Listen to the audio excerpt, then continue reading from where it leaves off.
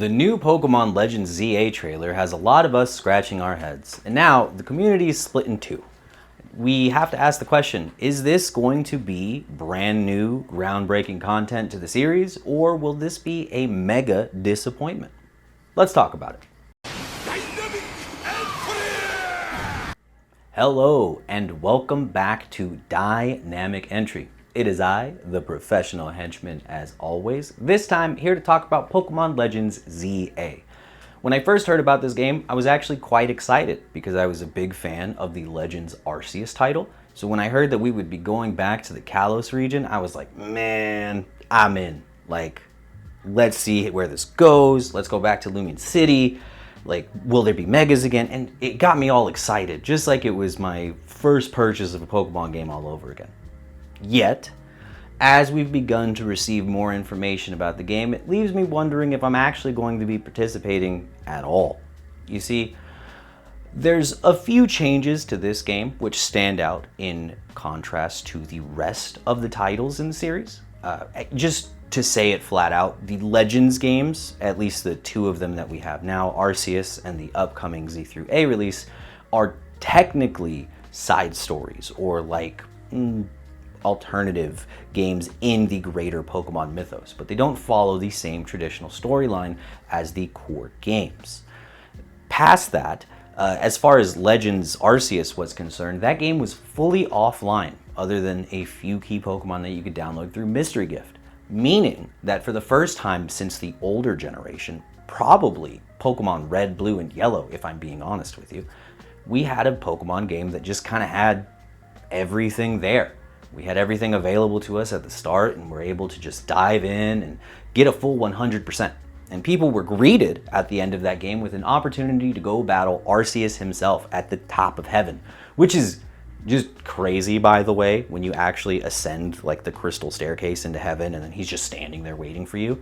The other standout thing for the Legends games that I really enjoyed myself was that the Pokemon are actually like attacking you and engaging you, the trainer.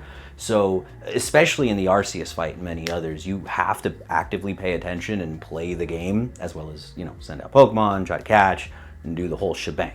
It's a little different, but I'm a big fan of the formula. When I heard that we would be doing this for a more futuristic setting, and especially with the return of Megas, I really thought that we were going to have something just monumental. But I don't know. It's starting to feel a little different for me. So far, the Megas themselves have been a bit lackluster in my taste. I will say, there's 5 of them so far that are just bangers. The Kalos starters got a complete glow up, but they have a bit of issues with them. I also like Mega Halucha and Mega Malamar. I think those are great. Really, really solid, perfect Mega designs. They look slightly more immaculate or more grand than the core designs, but they don't take away too much from the actual character. When we look at Megas like Victory Bell and Dragonite, however, I feel a bit different. I get it, it's a kid's game and there has to be some level of fun, whimsy, and merriment around, but Mega Victory Bell is just that he ties the vine around himself and then inflates. And in the case of Dragonite, where they could have gone the way of palette swapping and making him look more serpentine or closer to like the Dragonair and Dratini line that it hails from, instead, he got wings on the top of his head. If you ask me, I'd say that that's going to be hit or miss no matter what. Even when Megas first came out during Omega Ruby and Alpha Sapphire, it wasn't a perfect science. I mean, Mega Slowpoke, Mega Sableye are some of my least favorite, along with Mega Audino, but there are some standouts like Mega Swampert, Mega Blaziken that I just love and think are designed really well. I kind of feel that same way when it comes to the Kalos trio. They're some of my favorite starters because they are based off of D&D classes, and I feel like they've really owned the motif this time around. Mega Delphox especially just looks like a witch for realsies this time, and has like the cool floating broomsticks with her, Chestnut with the big shield and the spear, looking like a big Spartan warrior, and then of course you have the new Aura Farmer on the scene, Mega Greninja, replacing Ash Greninja, our long-lost companion from back in the day. Goodbye, my friend. You won me many battles before they destroyed your battle bond ability. And after that, no one ever saw you again. But really, good designs. What would be the problem with it? What would be the problem with any of this? Oh, modern gaming. Right. That's the problem, isn't it?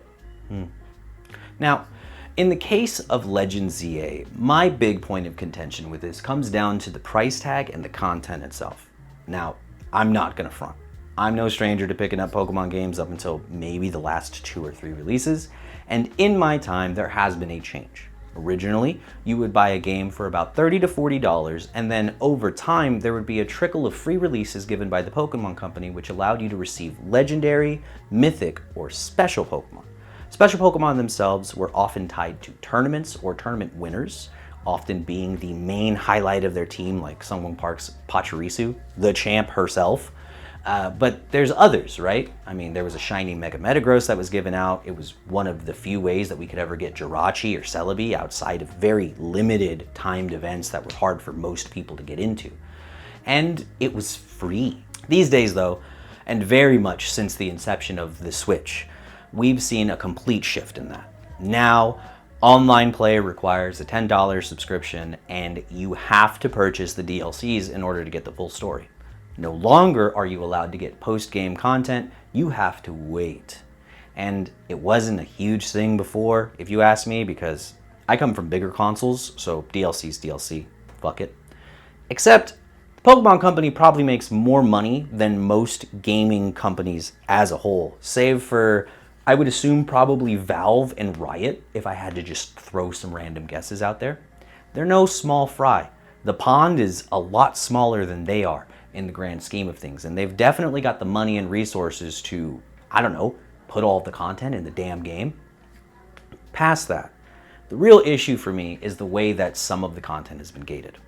Before, with Legends Arceus, where you were fully able to just play the game and enjoy all of its content without the need of an online connection, now you will not only need to purchase the firstly announced DLC, which is Hoopa and I guess a Mega Raichu X and a Mega Raichu Y, and then you know, after paying another $40 for that, we're looking just at about $80, $90, and then, oh, right, I gotta pay the $10 online subscription. Except this time, it's not if you wanna do that just to, you know, play against other people online. You actually require it now to get the Mega Stones for Greninja, Delphox, and Chestnut. But wait! There's one more loophole and hurdle for you, and that would be that these are locked behind competitive seasons. So, just to be clear, these Pokemon that are in the game and will be available to use in a way in the game will only be accessible through time-limited windows in which you must score high enough in competitive Pokemon brackets, which if you ask me are some of the sweatiest brackets there are, in order to actually unlock the Pokemon. And if it does happen to be one of your favorite Pokemon, you're kind of fucked unless you're pretty good at double battles, I would assume. We don't know the full contents and story yet for the game. When it came to Legends Arceus, they removed Pokemon abilities, so there wasn't stuff like compact lenses, levitate, or anything like that. So I don't know if maybe they'll do that again in here as well, and how exactly that's going to change metas as far as Pokemon is concerned. But my real gripe with it specifically is the fact that post-game content, which was something that the Pokemon games used to be lauded for, is now completely gated. And some of the additional content for the game is also gated behind these events. I mean, it just seems like a pointless cash grab to me when they could put everything in the game and they know they would still probably push the game for $60 to $70 and make all their money and then some just fine. I've seen this shift happening in Pokemon for a long time, and I think it was at its worst for now in the last major title release. The reason I think that is because the meta itself for competitive was shifted dramatically with the releases of the DLC. And Ogerpon, for instance, became one of the most explosive Pokemon on the scene when it first dropped.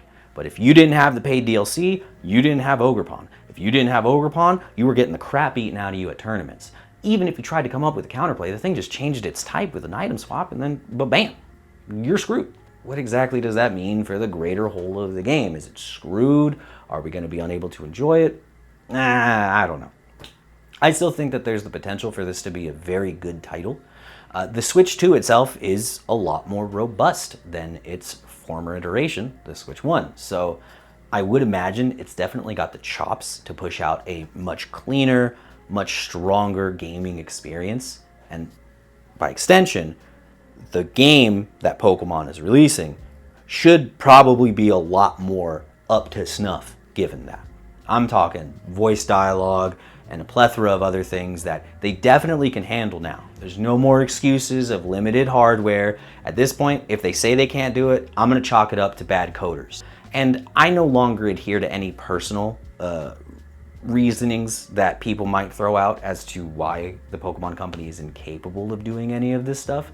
Just because I've been along for the ride since Red. I've been here since the 90s and I've seen the evolution of this product. Sure, maybe there were some limitations during the Game Boy Advance days, but my dude, that was like 15, 20 years ago. It's not like it was yesterday. I think that the average consumer these days are a lot more well informed, and I get that ultimately the Pokemon games are targeted towards children, but they aren't really the main consumer base for it, and ultimately we decide what practices we allow to go on or not go on with the way that we spend our dollar. If you ask me, I would highly implore anybody watching this video to cancel any subscriptions for the new Pokemon game and just not participate. I think that your time and efforts are being wasted because many other games have shown the capabilities to, I don't know, code better and give you a full experience for the price tag. Hell, if you want, you could pay the money, about $100 or so, and get Pokemon and maybe get 15 solid hours out of it. Or you could probably buy Silksong, you know, Hollow Knight Silksong for $20 and then buy 4 more friends, a great game, for $20 more. Spend the same amount of money, and then you guys are going to get exponentially more playtime out of it. Just my thinking there.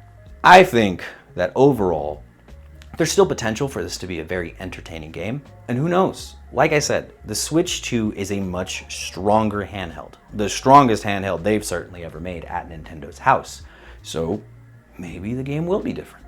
It could be that the changes to the way that combat works or additional Mega Pokemon and mechanics revealed later to the public could turn things around. Hell, maybe you'll see a video from me in 6 months where I'm actually talking about how much I enjoy the game. You never know, right? I just don't think that that's a reality anymore. I feel like for a long time, many fans, like myself, have given the Pokemon Company the benefit of the doubt when they certainly don't deserve it, and they certainly aren't worth it, if you ask me. I mean, you could take it anywhere, man. Like, if you want to change this conversation about cards, I could tell you about the scalper hell that they actively let happen, but that's another conversation for another day. What do you think, though? Am I being a little too harsh? Is Pokemon ZA a potential banger, or is it the dumpster fire it looks to be? Let me know down below, and maybe share this with a friend who you're worried about wasting money on Pokemon, or someone who is still kind of on the fence. Maybe this will help them decide to do or not to do. Ultimately, I think that you should play whatever it is that you enjoy, so long as your time and efforts are being respected. And I just don't think it's here, Chief. That's been me, though. We also, if you'd like, if you want to, have a catalog of other videos and social spaces in which you can find us. Maybe you don't want to talk about this, but you can go through one of our bracket videos, or you could check out some of Nate's other content, because he knows a lot about sports that I don't know, so I can't connect to the people that way. But he can. And we offer all kinds of great stuff on this channel, so, plunder down below and let me know what you find. Share it with a friend, like the video, all that. Thanks for coming in, thanks for watching, and we'll see you in the next one.